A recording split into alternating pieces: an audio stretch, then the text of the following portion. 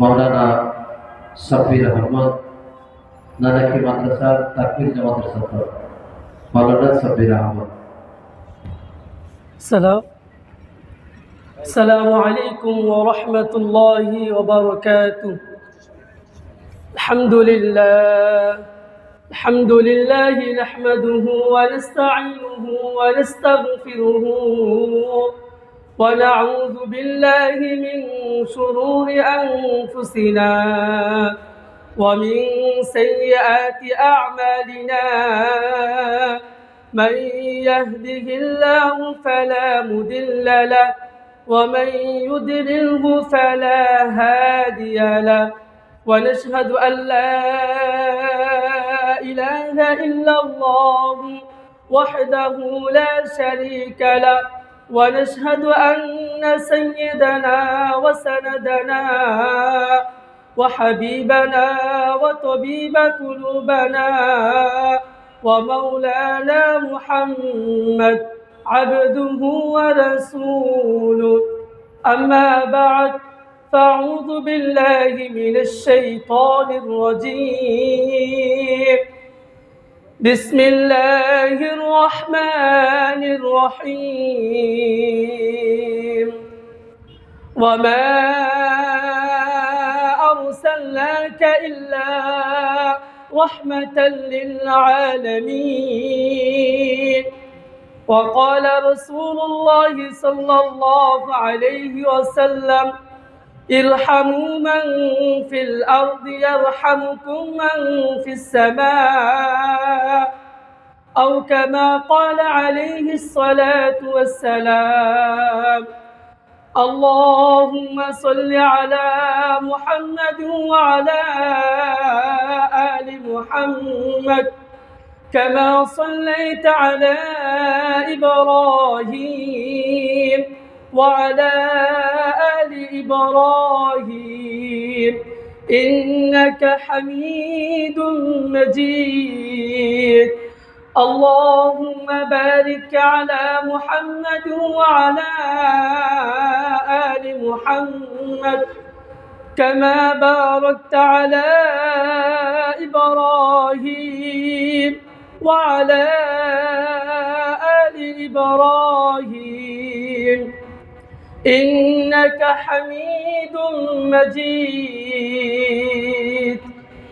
আল্লাহ পাকের দরবারে হাজারো লক্ষের শুকরিয়া জানাই যে আল্লাহ সুবহানাহু ওয়া তাআলা আমাদেরকে 8 দিন ব্যাপী ঐতিহাসিক নয় পুরুষ সম্মেলনের আজকের ষষ্ঠ দিন আমাকে কিছু কথা বলার জন্য এবং আপনাদেরকে কিছু কথা শোনার জন্য তৌফিক দান করেছেন। এর জন্য শুকরিয়া তান।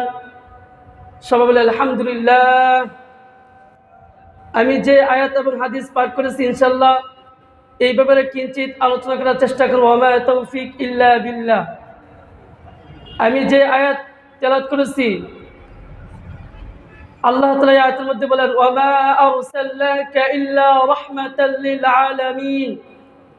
আল্লাহ তাআলা তার বিশ্ব নবী তার মাহবুব হুজুর সাল্লাল্লাহু আলাইহি ওয়াসাল্লামকে সম্বোধন করে বলতেছেন, হে আমার হাবিব, হে আমার বন্ধু, আমি আপনাকে একমাত্র গোটা জগৎবাসীর জন্য রহমত স্বরূপ প্রেরণ করিয়াছি। আল্লামা ইমাম তবাবী রহমাতুল্লাহ আলাইহি বলেন, এই আয়াতের ব্যাখ্যায় তিনি বলেন আল্লাহ তাআলার রাসূল শুধু মুমিনদের জন্য রহমত নয়, বরং কাফের, মুশরিক, নাসারা, ইহুদিদের জন্য রহমত। তিনি বলেন যে মুমিনদের জন্য কিভাবে রহমত? মুমিনরা আল্লাহ রাসূলুল্লাহ সাল্লাল্লাহু আলাইহি ওয়াসাল্লামের মাধ্যমে হেদায়েত পেয়েছে এবং মুমিনরা যদি তাকে অনুসরণ করে তাহলে আল্লাহ তাআলা এর বিনিময়ে তাদেরকে জান্নাত দিবেন। আর কাফেররা কিভাবে রহমত স্বরূপ? তার জন্য যে তিনি বলতেছেন অন্য জমানার যখন নবীরা ইসলামের দাওয়াত দিতেন তখন কাফেররা অস্বীকার করলে যদি নবীরা বদদুয়া করত তাহলে আল্লাহ তাআলা গোটা কওমকে, গোটা জাতিকে ধ্বংস করে দিতেন। যে বর্তমানে কাফেররা শত জুলুম করার সত্ত্বেও আল্লাহ তাআলা তাদেরকে ধ্বংস করে নেওয়ার কারণ হলো যে আল্লাহ রাসূল তাদের জন্য রহমত। যদি রহমত কাফেরদের জন্য না হতো তাহলে পৃথিবীতে কোনো কাফের, কোনো মুশরিক টিকে থাকতে পারতো না। এই জন্য আল্লাহ তাআলা বলেন ওয়া মা আরসালনাকা ইল্লা রাহমাতাল লিল আলামিন। হে আমার নবী, আমি আল্লাহ সুবহানাহু ওয়া তাআলা আপনাকে গোটা জগৎবাসীর জন্য রহমত বানিয়েছি, রহমত স্বরূপ বানিয়েছি।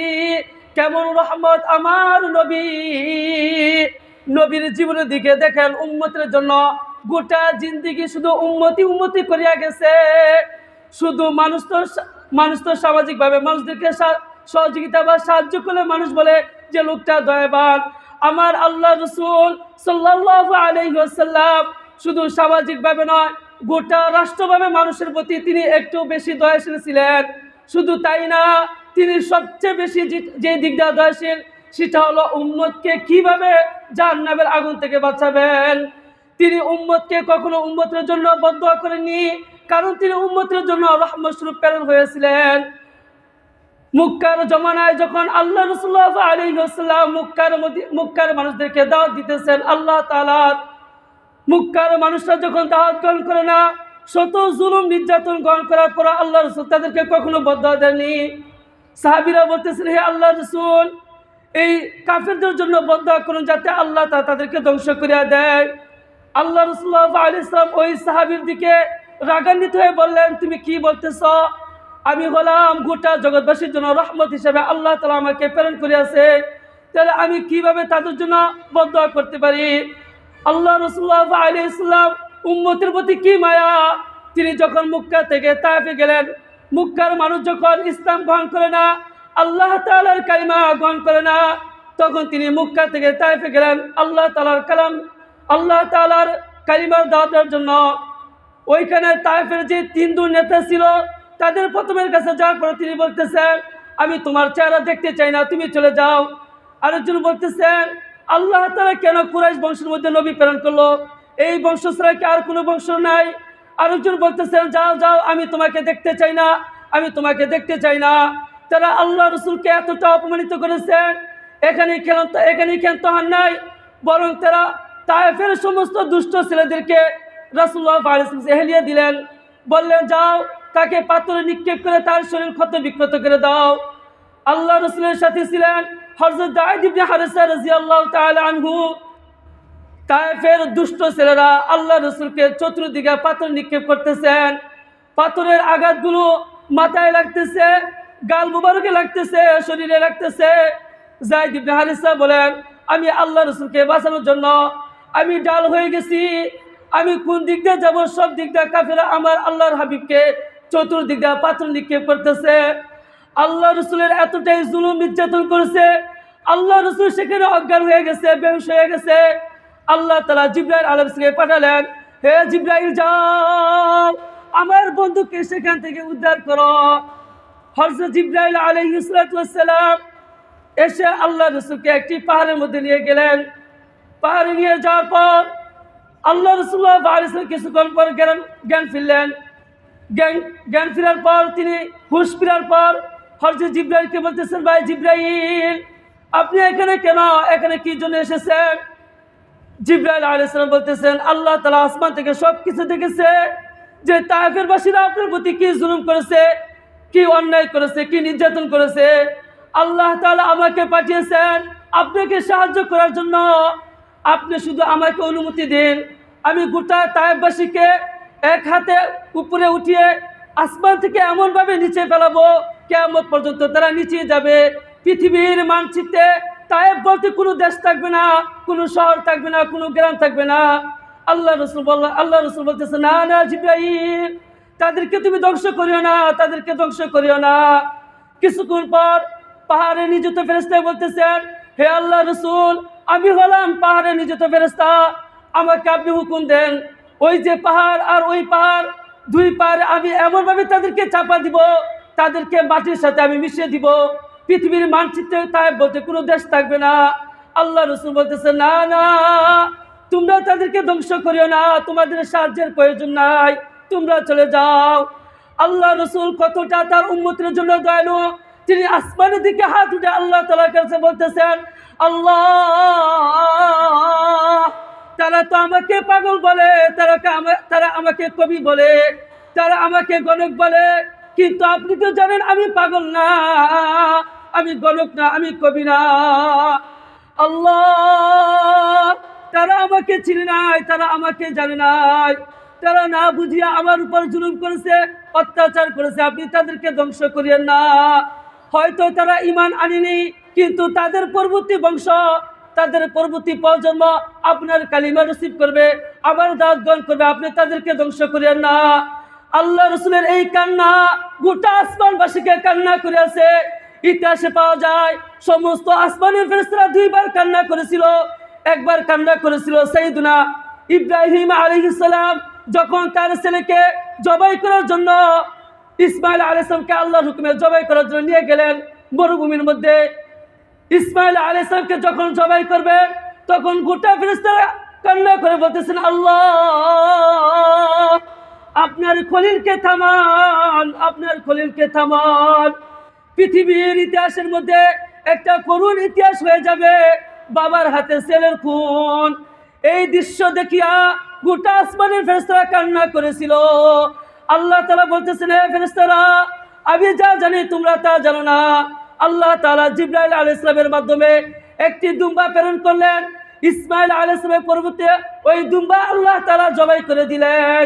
ঠিক যখন তায়েফবাসীরা আল্লাহ রাসূলের প্রতি জুলুম আর অত্যাচার করেছিল, এত জুলুম আর অত্যাচার করার পর আল্লাহ রাসূল আসমানের দিকে তাকাইয়া আল্লাহর কাছে যখন কান্না করে বলতেছেন, আল্লাহ, এই তায়েফবাসীকে আপনি ধ্বংস করিয়েন না, এই তায়েফবাসীকে আপনি ধ্বংস করিয়েন না, এই তায়েফবাসীকে আপনি ক্ষমা করিয়া দেন।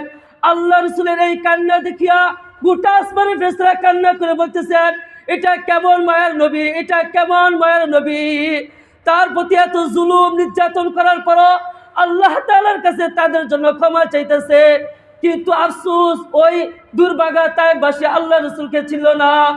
এভাবে আল্লাহ রাসূলকে গোটা জিন্দেগীর মধ্যে কাফেররা শুধু আল্লাহ রাসূলের প্রতি নির্যাতন জুলুম করেছে, তবুও কারোর জন্য বদদোয়া করে নাই। উহুদের ময়দানে লক্ষ্য করে দেখুন, আল্লাহ রাসূলুল্লাহ আলাইহিস সালাম যখন গোটা তায়েফবাসীর গোটা কাফেররা যখন আল্লাহ রাসূলের প্রতি আক্রমণ করা শুরু করেছে, চতুর্দিকে তাকে আক্রমণ করতেছে, তার গাল মোবারকের মধ্যে আক্রমণ করার কারণে তার গাল ছিঁড়া গেছে।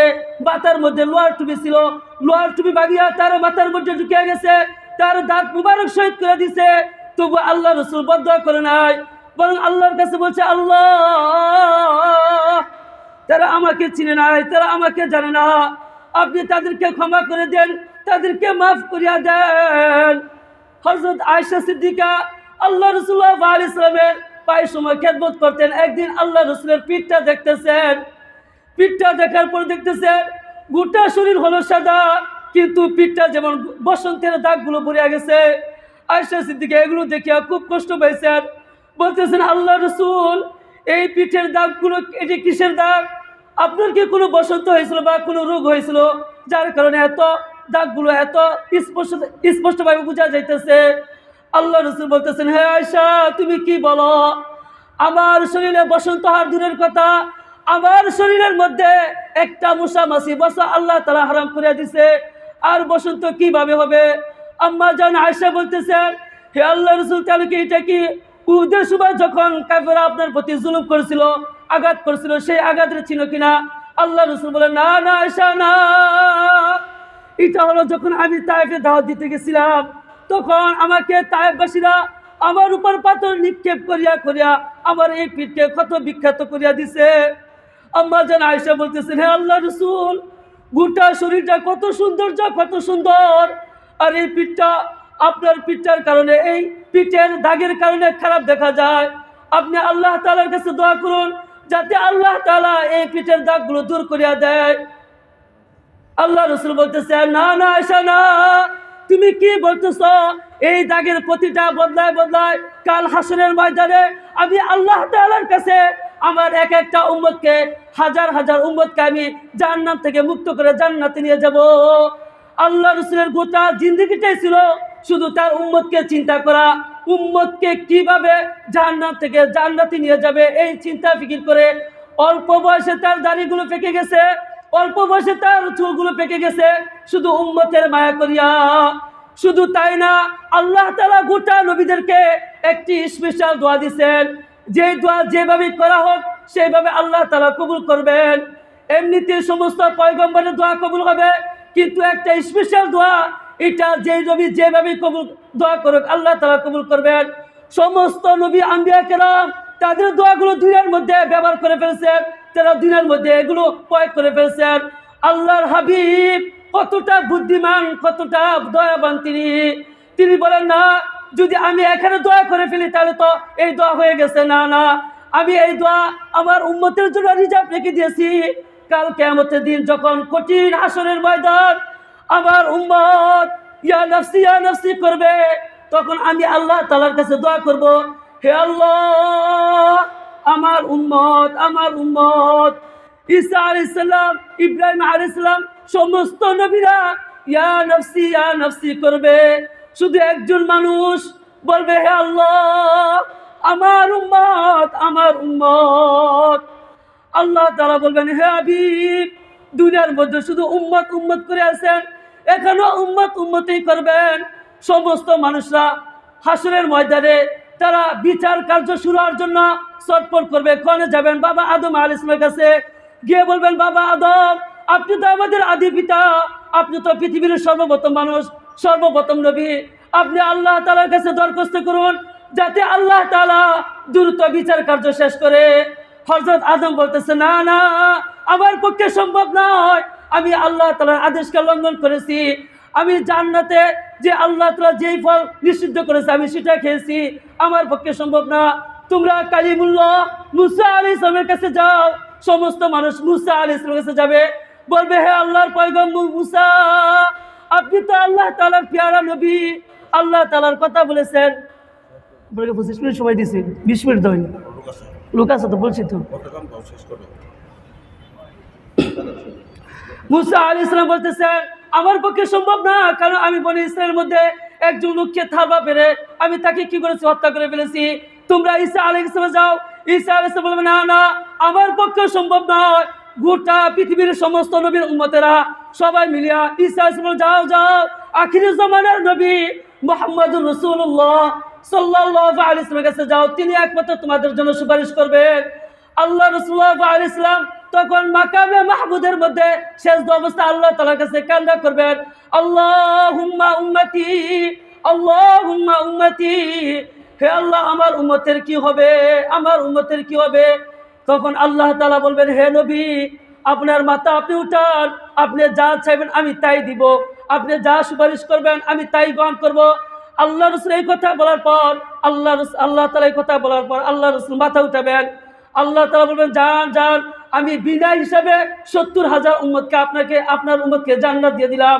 আল্লাহ রাসূল বলেন, না, আমি জাহান্নাম থেকে নিজের হাতে করে আমার একটা উম্মতকে আমি জাহান্নাম থেকে নিয়ে জান্নাতে ঢুকাবো। আল্লাহ তাআলা বলবেন, যান আমি আপনাকে এই আদেশ দিয়ে দিছি। এইভাবে আল্লাহ রাসূল গোটা জিন্দেগি শুধু উম্মতের জন্য কান্না করেছে, কিন্তু আফসোস আমরা তার উম্মত হয়ে কি করলাম। যদি আপনি আল্লাহ রাসূলের সুন্নাহকে আঁকড়ে না ধরেন, আল্লাহ রাসূল কাল কিয়ামতের দিন বলবেন, হে আমার উম্মত সারা জিন্দেগি আমি তোমাদের জন্য কষ্ট করেছি, পাথরের আঘাত সহ্য করেছি, কাফেরের জুলুম সহ্য করেছি, আর তোমরা আমার জন্য কি করেছো।